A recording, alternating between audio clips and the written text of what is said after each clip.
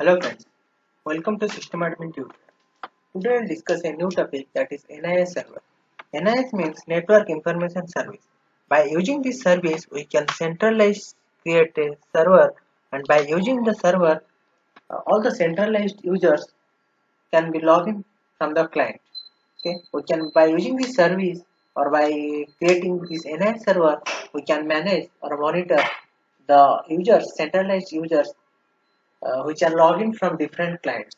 Okay, so before going for the configuration, we have to check some prerequisites, that is if we are unable to ping the IP addresses from the client to server or from server to client or not. Without the communication, if they are unable to communicate, then we can do the joining of the client to the server, or we are unable to log in the users from the client machine. So it is necessary to ping or to communicate from client to the servers.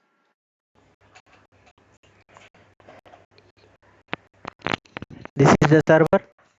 You check the IP, you are finding this IP as 192.168.0.102, and the host name is system admin tutorial. Okay, so in the client, this is the client system. You can see the client name is also there, system admin client, and the IP is also different, that is 105.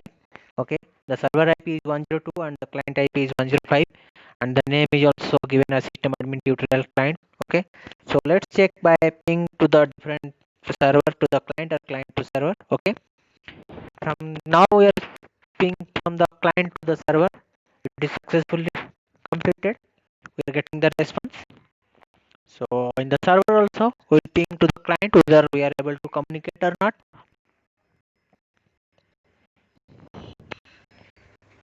It is the client IP. Here also successfully we are able to ping. Okay, now we are in the server. System admin tutorial only is there, that is the server name. Okay, so for this uh, NIS, we have to keep the users in a particular directory. So first of all, we have to create a directory where we will store the users. Okay, so let's create a user by using mkdir. We will create a directory that is NIS user. The name of the directory is NIS user. Okay,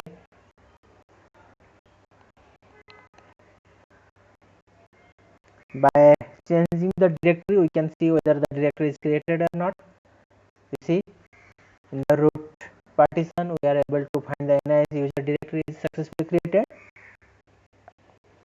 Now you have to add the users, so that the default directory of the user will be NIS user. By default, the home directory is the directory for any of the Linux user you create. So, but we want to create in the NIS user directory. Okay, which will help in further lectures. We'll see how to back up the data and how to store the data which is already there. Okay, the mailbox that exists is coming means we have already that one user is created. That's why that mailbox exist message is coming. Okay, so you see we have created the two users by the default directory is set1 and set2.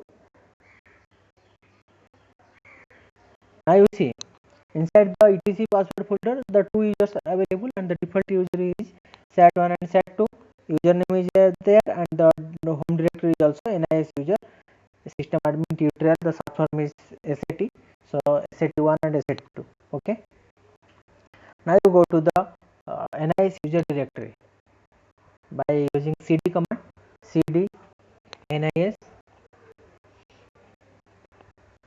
Okay, now you see whether the two home directories are created or not. You see SAT1, SAT2. Now you change the password of the users by using the command password. We can change the password. Is password SAT1 password I have given. Okay,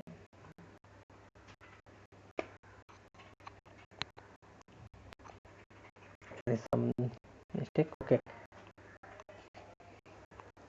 okay, once again we will do this. Give the password correctly. By using this password you will be able to log in from the client system. Okay, you see successfully authenticated, and we will follow the same process for the next user, that is SID2.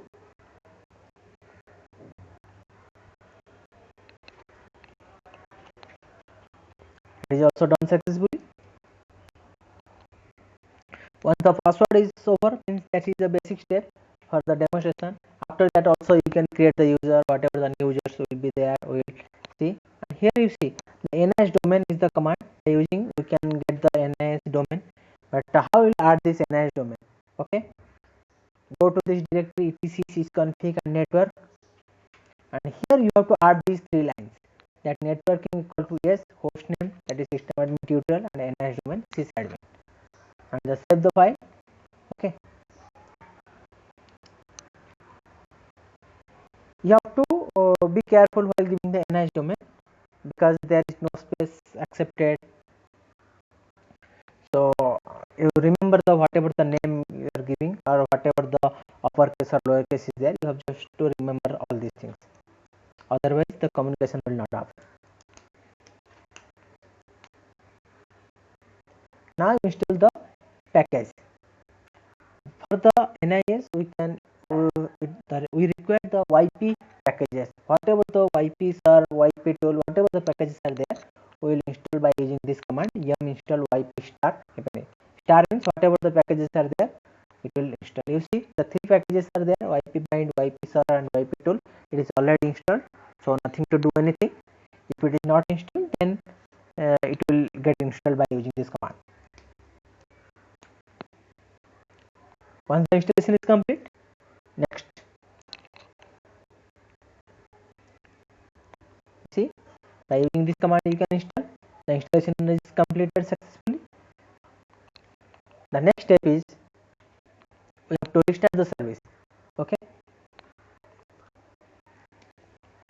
service YP serve, the service name for the NIS is YP serve. YP serve start. We have started the service. Now we have to configure is a permanent, means after reboot also it will start automatically. So check config YP serve on. Okay,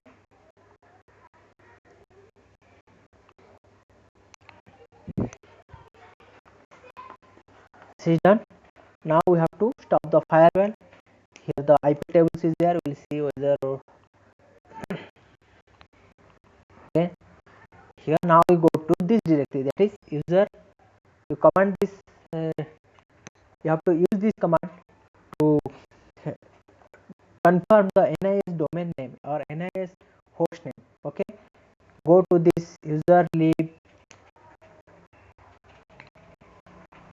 YP, then YP init -m. This is the command. Be careful, in 64 you will get the lib 64. Here you see the host name, it is asking system admin whether this server is running on this host or not. You have to confirm. If you want to add a new name, then you have to add in the next, otherwise you press the Ctrl D, because there is no change is required. So everything is updated successfully. You see all the alert name and everything is updated. Now you go to the var YP directory, and here you have to run the make command. By running this command, you can update whatever the changes are made to the NIS server. It will get saved and reloaded. Okay. Now you disable the IP tables or firewall D. Here the lot of rules are there. You can reload it or flush or whatever you want, or you want to allow the port number, you can allow the port. Okay, because NIS never uses single port number, always it is varying. So after here I am disabling the IP tables. Okay, now we will install the NFS, because by using the NFS we can export the home directory of the server so that the client can log in. Okay, otherwise you will not the desktop screen or login screen. You see the NFS package installed, all the NFS utils, NFS tools, SEL tools and everything installed. I will go to the etc export directory, and here you give the which directory you want to export. That is NIS user, where we have created this is the user's home directory. So we have saved this. You can check once again. Here you see this is etc exports. This is the file name where you have to give the file and to whom you are giving the access. Okay, star rw sync NIS. The complete NFS configuration is already there in the playlist. You can see. Okay, now you have to restart the NFS service NFS restart, and also you can make it permanent by using the check config command. Check config NFS on.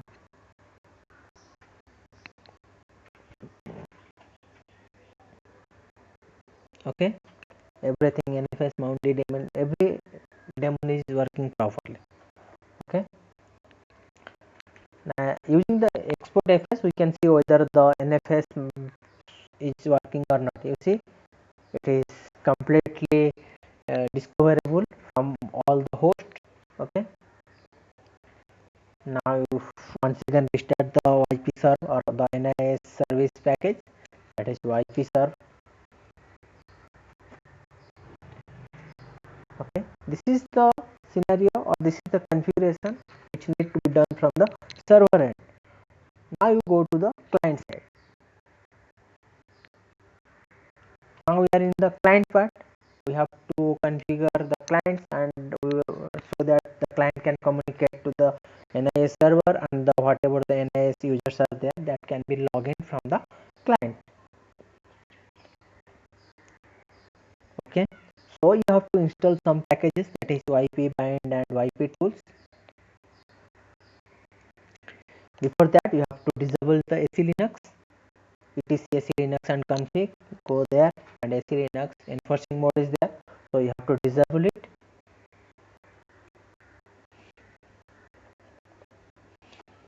Okay, go to the insert mode and disable. Make it only write that disable. Whatever the 3 lines are there enforcing permission, the same way you have to write it here. Okay, you have to save the file.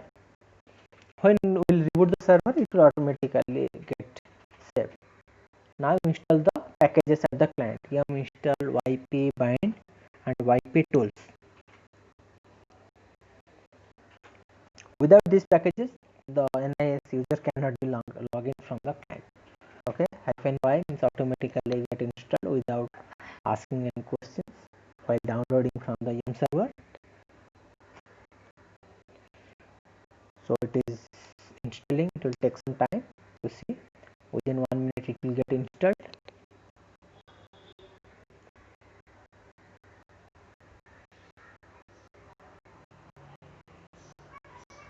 You see the installation completed.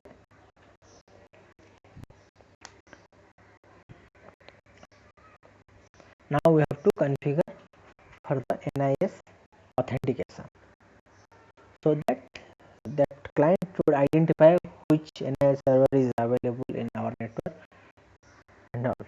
Okay, so we have to give the NIS domain name and NIS IP. So for that we have to use that another command, that is authconfig-tui. By using this command, the pop-up screen will open where you have to give the NIS domain name. You see this is the pop-up screen open.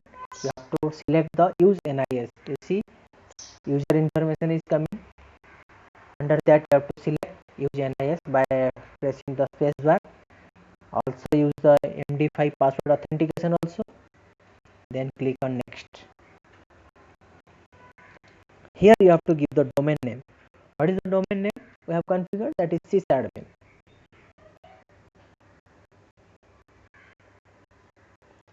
The way you have written there, only the same way you have to write here. The uppercase and lowercase should be same. And the server IP, that is 192.168.0.102.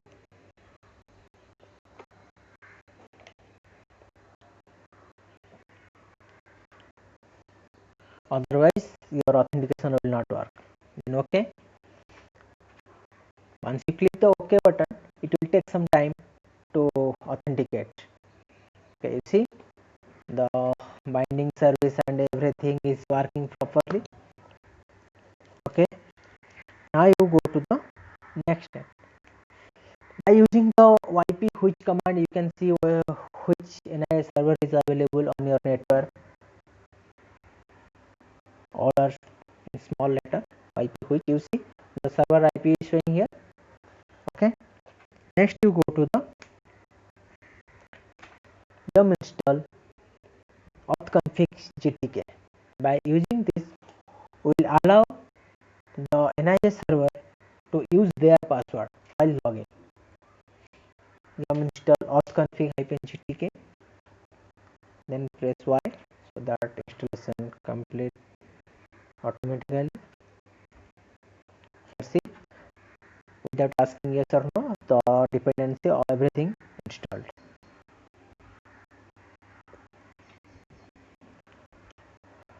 Now use this command system-config-authentication. This is the command used to authenticate. See, user account database is NIS because we are using the database of NIS server, so that will be selected. The NIS domain name is there, NIS server is there. Now you go to the advanced option, and here you select that create home directories on the first login. Okay, you see object is also configured. After that, you have to reboot the server because this is the client part. The configuration is over. We have also disabled the SLINUX, so we have to reboot the server so that every configuration get an effect. Once it is rebooted successfully, we will see whether we are able to log in the server, or if we are able to log in the user which are already created in the NIS server from a different client system. Okay,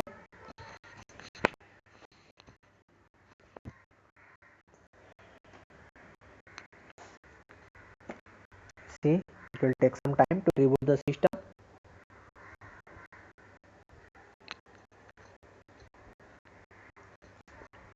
See, reboot done successfully. Now log in the server using your root account.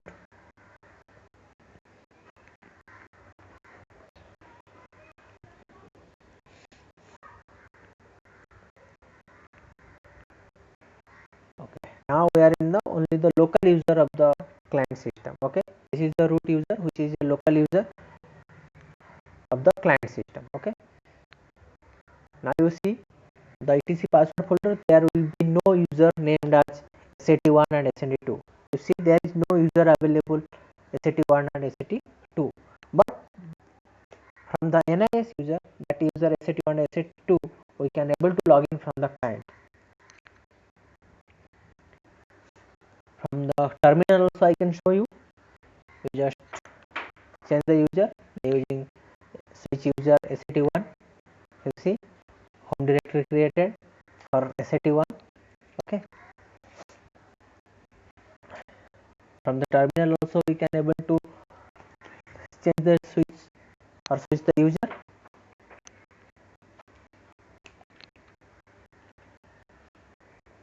And also we can graphically also we can log in the user from this client. Okay, so that whatever the data will be there from the client desktop, where it will get saved at the server.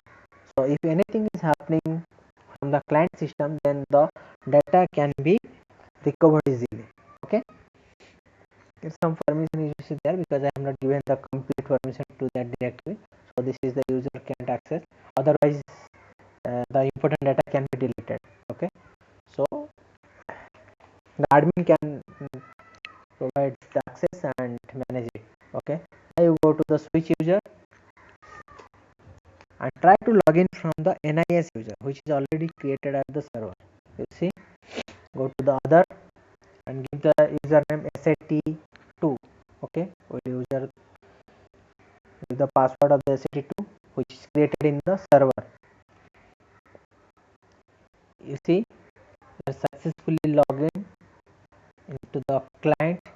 This is the SAT2 home is created. You see, this is the SAT2 home directory is created.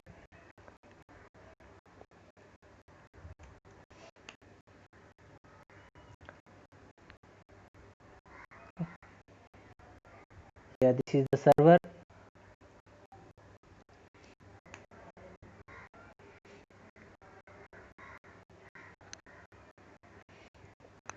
We'll go to the home directory. It is the NIS user directory is there. Inside that, the two home directories are created. Okay, SAT2 and SAT1.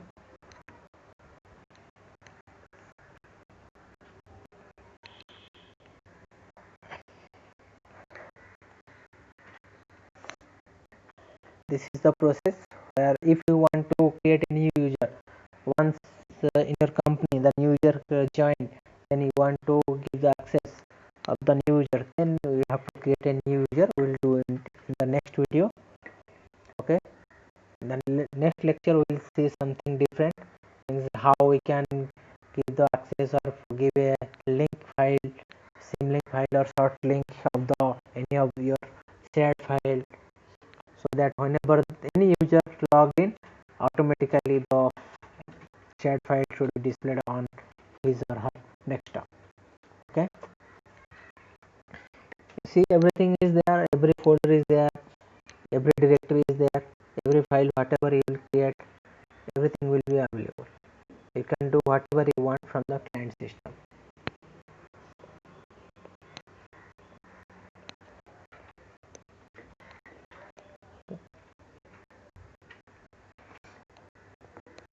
This is the complete replica of the Active Directory. Okay, but one thing is there, this can be done only in the Linux flavor OS. Okay, means the client should be the Linux user or Linux operating system, and the server is also a Linux operating